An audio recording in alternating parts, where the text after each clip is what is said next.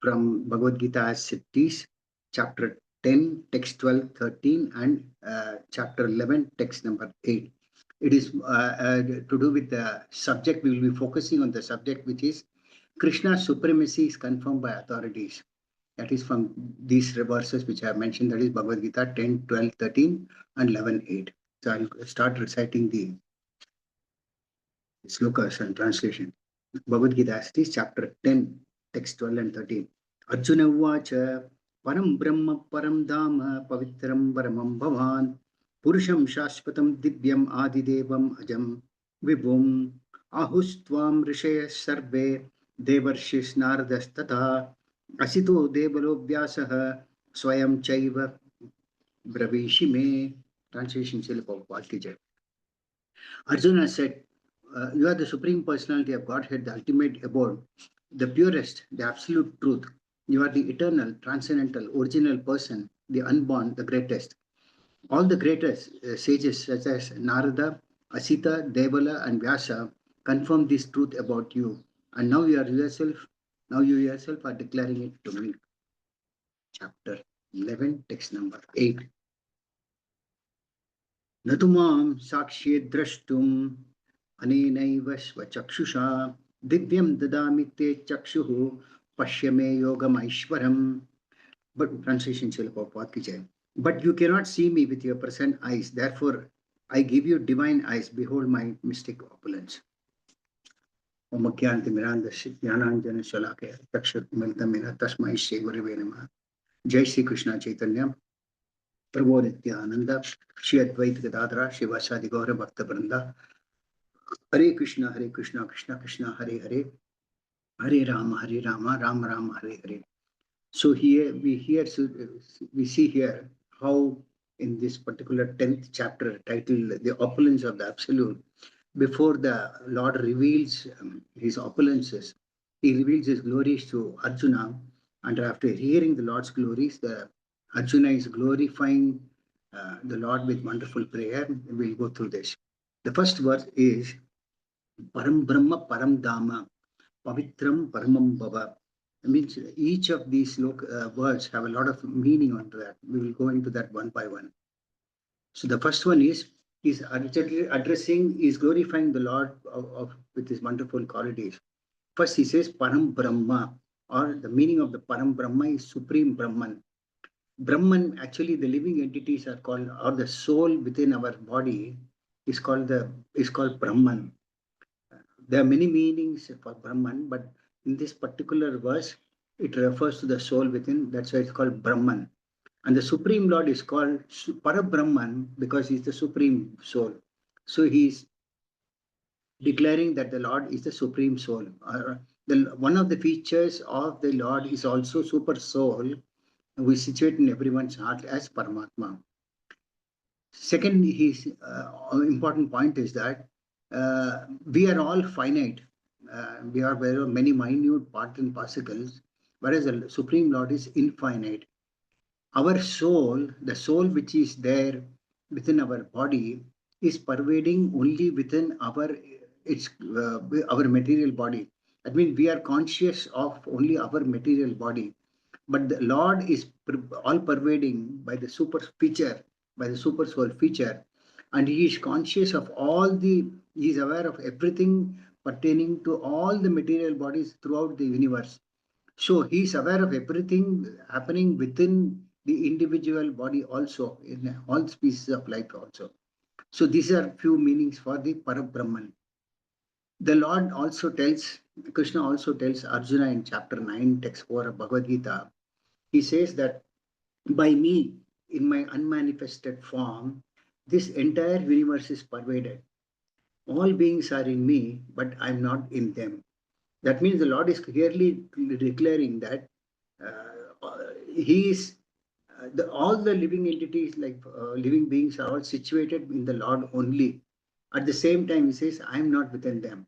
That means we must understand, though the Lord is situated as the Paramatma in everyone's heart, at the same time, he says, I'm not in them. That means that he is aloof from each and every living being.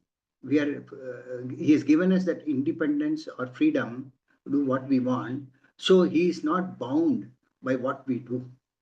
We are bound by what we say and what we do, but the Lord is not bound by what he does.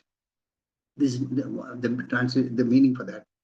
Also in 7:10 Bhagavad Gita, the Lord says, O son of Pritha, know that I am the original seed of all existences, the intelligence of the intelligence, and the prowess of all powerful men. So if we see here, the Lord says that I am the original seed of all the existence.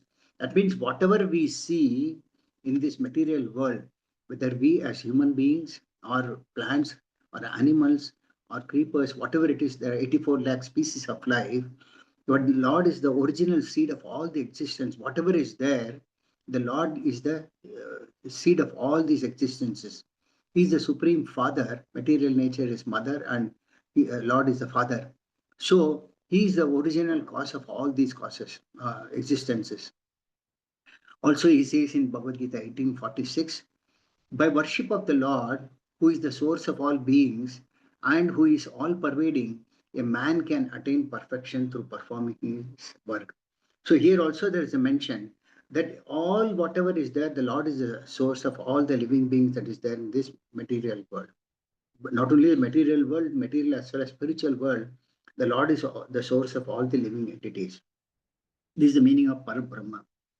Then he says Param Dhamma. That means the Supreme Lord is the supreme sustenance. That is, everything rests on the Supreme Lord. If you see, I'll come to this universal form a little later. Everything originates from the Lord. Everything is sustained by the Lord. That means everything is situated within the body of the Lord. And everything is annihilated and they go back to the Lord only. So everything starts from the Lord. Creation takes place through Brahma. But the Lord creates the primary elements. Brahma does the secondary creation, giving forms to various bodies. And then Lord as Vishnu maintains all the living entities. And then finally the Lord as Rudra annihilates and everything goes back to the Lord's body only. In chapter 10, text 20, the Lord says, Aham Atma Gudakesha Sarva Bhutasya Stitaha Aham Adischa Madhyamcha Bhutanam Anta Evacha. He says, I am the super soul, O Arjuna, seated in the hearts of all living entities. I am the beginning, the middle, and the end of all beings. So here also there is a reference to this Param Dhamma. That means everything starts from the Lord, everything is sustained by the Lord, and everything, after everything, when the annihilation takes place, everything enters back into the Lord. Then also in chapter 9:4 Bhagavad Gita, the Lord says, by me in my unmanifested form, this entire universe is pervaded. All beings are in me and I am not in them. This I have explained. Now, the next point that he mentions is Pavitram. Pavitram means actually he is the purest, pure. He is the purest of the pure. In this material world, we may not be able to visualize the purest of the pure. We might see even the purest of the object will also be contaminated to a certain extent with something or the other. But the Lord is supremely pure. He is the purest of the pure. Example is given that the sunshine. When the sun shines, it purifies all the contaminated place. People throw so much of garbage, pass water, stool, etc. But the sun does not get contaminated by all these. Rather, the sun purifies all these areas by its sunlight. Similarly, the Lord is the supreme pure, and anyone who comes in touch with the Lord through any of the means, for example, the Lord is absolute. So Krishna Katha, whether one hears, one speaks, or chants the holy name of the Lord, one becomes purified because the Lord is pure. The same thing if we see, for example, if we call out our own names, material names, we don't become purified. Rather, we might get bound by all these things. But the moment one chants the Mahamantra of the Lord, or one hears the Krishna Katha, or one speaks about the Krishna Katha, being absolute on all one absolute platform, one becomes purified. Bhagavad Gita is spoken by the Lord Himself. Srimad Bhagavatam is a narration about the Lord Himself. So they are non-different from the Lord, and they have the same purity as the Lord himself.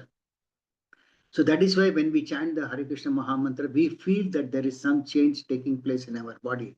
That is the purity that takes place. Similarly, when we hear Krishna Katha, we feel some purification taking place within ourselves.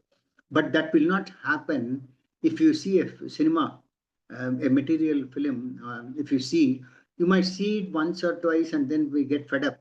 But rather, by seeing that, we become conditioned, because we might see an actor doing some great heroic deed, and we might feel that we must also do that.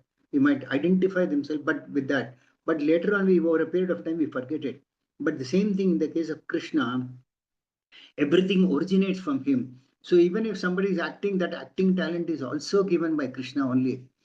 But the Lord does not get affected by the three modes of material nature. We as conditioned souls are affected by the three modes of material nature, whereas the Lord does not get affected by three modes of material nature. He is transcendental to the three modes of material nature, which is purest of the pure. So that is why he always remains pure. Then he is addressing the Lord as Paramam. Pavitram Paramam Bhavan. That means he is addressing the Lord as the Supreme Personality of Godhead. Many times we see that people worship so many forms of Lord, saying that Ganesha is also God, Shiva is also God, Brahma is also God, Vishnu is also God. But as per Shastras, I'll give the quotes from various references. We come to a conclusion: the Lord, there is only one, that is Krishna. He is the Supreme Personality of Godhead. Brahma prays in his Brahma Samhita. He says, Ishvara Parama Krishna Satchidananda Vigraha Anadiradir Govinda Sarvakarana Karanam. One important point is also mentioned, the Shaswatam. That Shaswatam means the Lord is eternal. The Lord does not have a birth. The Lord does not have a growth like us, and the Lord does not die also. We take birth, we become conditioned, and we die also. But the Lord neither has birth nor has death. So Paramam Shaswatam means he is the Supreme Personality of Godhead and he is eternal. So Brahma says in Ishvara Parama Krishna Satchidananda Vigraha. The translation is, Krishna, who is known as Govinda, is the Supreme Godhead. He has an eternal, blissful, spiritual body. Unlike we who have a material body composed of material elements, the Lord has got a blissful, eternal, blissful, and spiritual body. And he is the origin of all. He has no other origin, and he is the prime causes of all causes. That means the Lord has no origin. Rather, the Lord is the origin of all that is existing.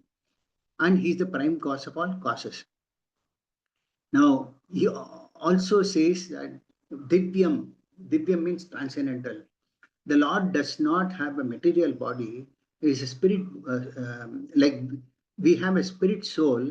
The Lord's body is spiritual in nature, composed of eternity, bliss, and knowledge. It is difficult for us to visualize with our material eyes the spiritual form of the Lord. But the Lord says, you worship me in all these forms. We have seen Krishna's picture, Narasimha's picture, Vamana's picture, etc. That is as good as worshipping the Lord in that picture, in that spiritual form. So Divyam means it is transcendental to the three modes of material nature. In whatever form the Lord appears. For example, the Lord appeared as Varahadev. So when he appeared as a Varahadev, he came with a purpose to lift the earth planet from which was submerged underneath the water. So he took the form of a boar and he went underneath the water, picked up the earth planet with his two tusks, and then he came up and placed it on the surface of the water. But before he went into the water, there is a mention in Srimad Bhagavatam, 3rd canto. It says how before entering the water to rescue the earth, Lord Boar flew in the sky, slashing his tail, his hard hairs quivering, his very glance was luminous, and he scattered the clouds in the sky with his hoofs and his glittering white dust. That means the way the Lord entered the water, he first flew into the sky. Actually, before he even flew into the sky, when he appeared from the nostrils of Lord Brahma, it was a very small, it was of the size of a thumb.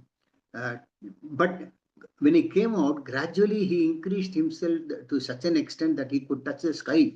So he increased the size, his size from a small thumb size to the biggest size possible to touch the sky itself.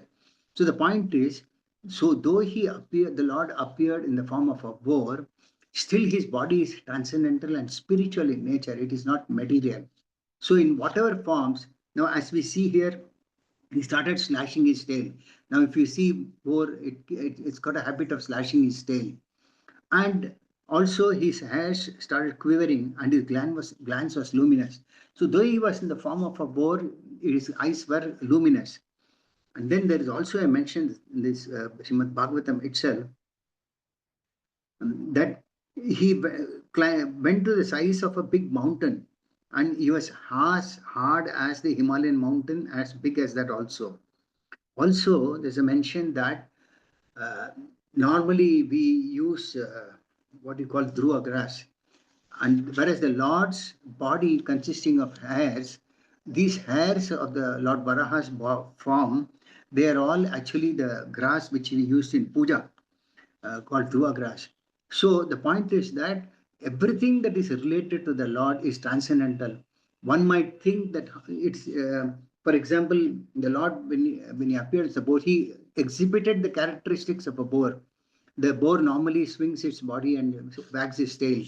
So the Lord also exhibited the same thing, but the thing is, the hairs on the Lord's body are all transcendental in nature, and which we use them for puja purposes. Similarly, if we see the form of the Lord as Narsimhadev, half lion, half man, the Lord appeared as a lion from the top of the half of the top of the body, but the Lord's body is again transcendental here, and it has got a spiritual body. So he could exhibit even extraordinary qualities as a lion. With his two hands, he tore down the intestines, tore down the body of Hiranyakashipu and took out the intestine and then wore it as a garland. So we can't even visualize all these things with our material eyes, because we can't even visualize, because when we see an intestine, we might feel allergic. But the Lord's activities are transcendental. Similarly, when the Lord appeared as Vamanadev, with 2 steps he conquered the entire universe. The Lord could do all these things because he is transcendental nature. He is not conditioned by us, by the 3 modes of material nature, nor does he have a material body like us. Then he says, addresses the Lord as Adi Devam, the original Lord. The Lord is original. He has no other origin excepting himself. Krishna is the original personality of Godhead, and all other incarnations originate from Krishna. He expands from Krishna, he expands to Balaram, and from Balaram to various forms of Vishnu and so forth. But the original is Lord Krishna. He is the original Lord. In Bhagavad Gita 10, chapter 2nd sloka, he says, Name vidhu surakanaha prabhavam na maharshaya aham adirhi devana maharshinam cha sarvasaha. The translation is, neither the hosts of demigods nor the great sages know my origins or opulences. For in every respect, I am the source of all the demigods and sages. This is a proof that Krishna is the original supreme personality of Godhead. And even the demigods, whom everybody worship as God, we call them as demigods because they are all assistants to the Lord. And all the sages, Krishna is the source of all the demigods and all the sages. There are 33 crore demigods assisting Krishna in the maintenance of the universal affairs. For example, Vayu is air. He is the demigod in charge of air. Agni is the demigod in charge of fire.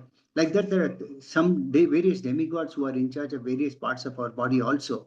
So 33 demigods are there. No one can manage a universal affair like that excepting the Supreme Personality of Godhead.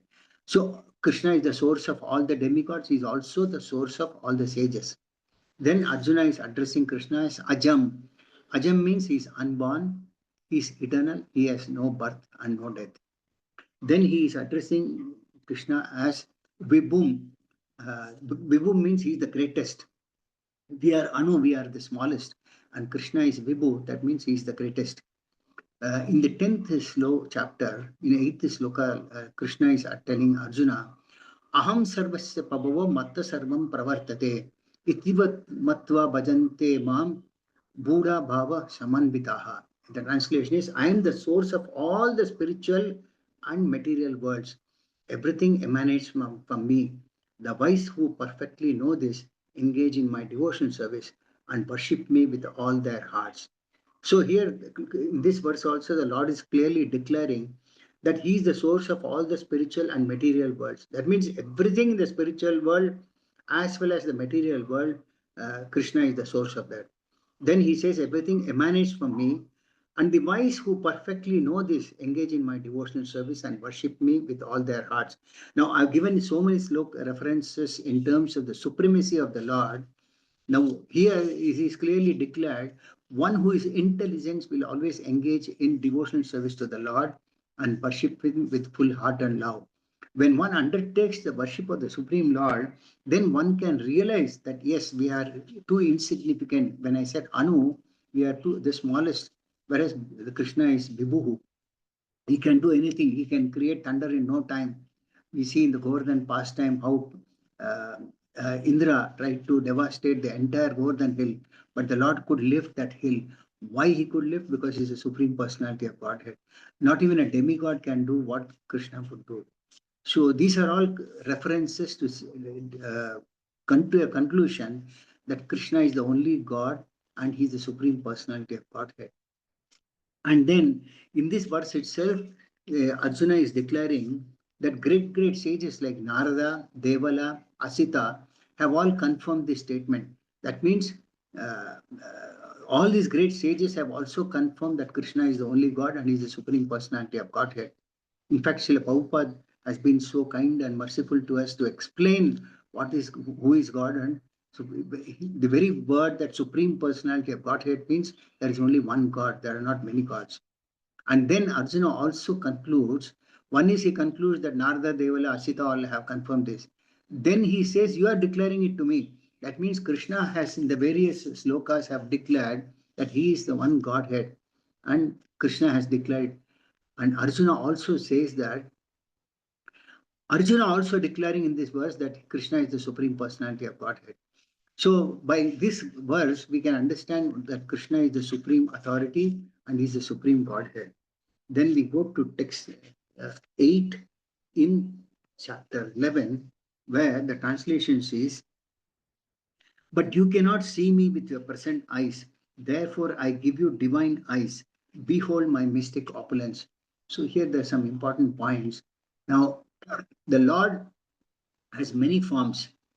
It is not possible for us to see the Lord personally with our present conditional senses. So one needs to purify his existence.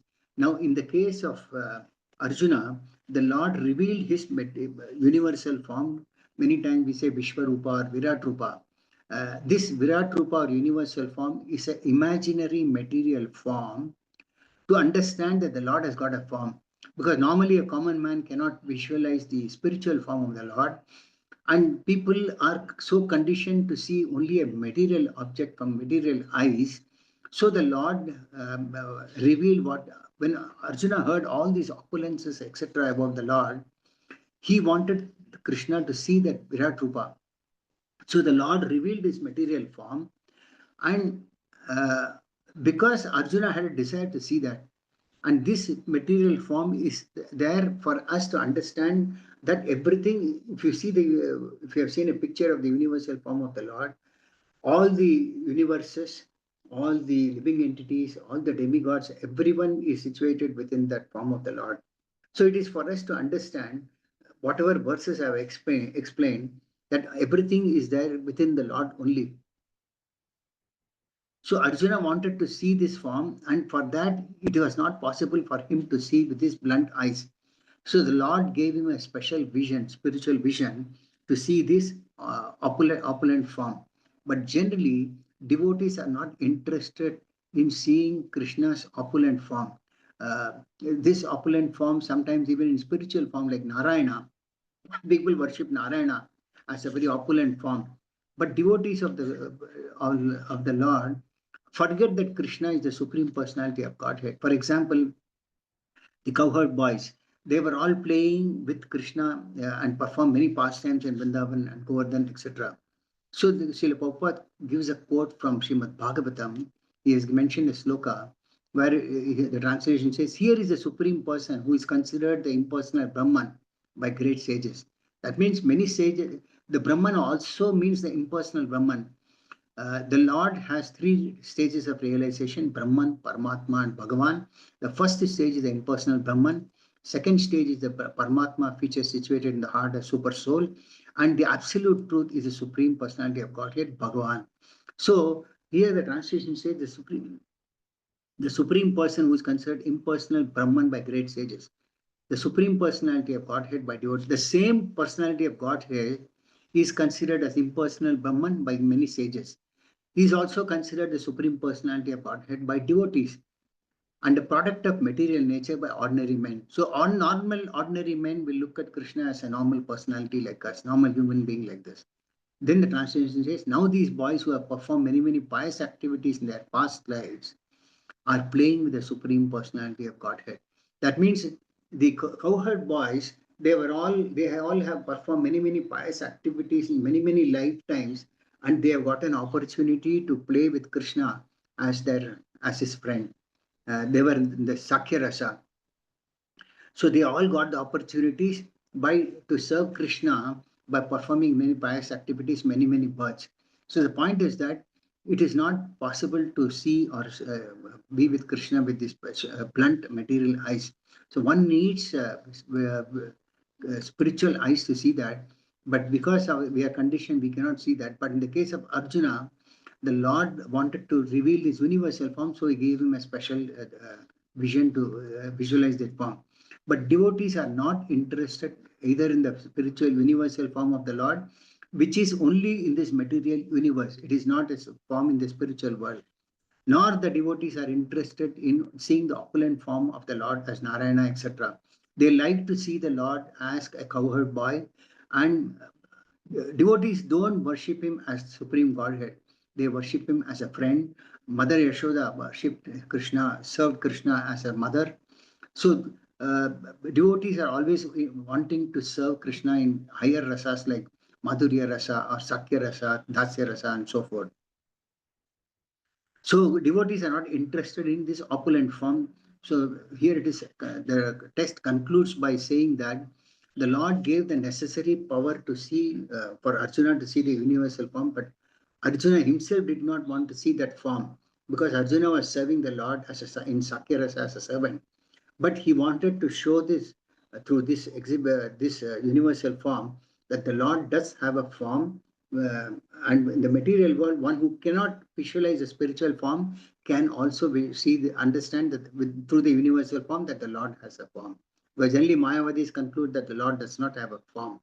So for that, to remove that doubt, Arjuna became an instrument to see that universal form. So with this, from these two verses, we can understand that there is only one God, that is Krishna. He is known as the Supreme Personality of Godhead. He is the source of all the living beings, whether demigods or sages or all living entities. He is also all-pervading in his all-pervading feature throughout the universe, not only in the material world, in the entire spiritual creation also. So thus, he is the only Supreme God. This is what we can conclude from Bhagavad-gītā and also from Srimad Bhagavatam, Ete Cham Sakala Pupsa Krishnastu Bhagavan Sayam. So there are many incarnations of the Lord, but Krishna is the original incarnation. So with this, I conclude the class for the day. If any of you have got any comments, questions, you can ask me on the subject. Hare Krishna, Prabhuji. Hare Krishna, Mataji. Dandat Pranam. Dandat Pranam, Mataji. Prabhuji, when Bhishma was on the bed of arrows and Yes. Krishna visits him along with Yudhishthira, Yes. Bhishma requests Krishna to show his four-handed form, no, Prabhuji? Yes. So probably he wanted to see him in four-handed form. Yes, Bhishma Deva was worshipping the Partha Sarathi form. The Okay, original Prabhuji. for Partha Sarathi. That was Bhishma Deva's mode of worship. Okay, Prabhuji. Thank you, Prabhuji. Hare Krishna. Anybody else? Any other question?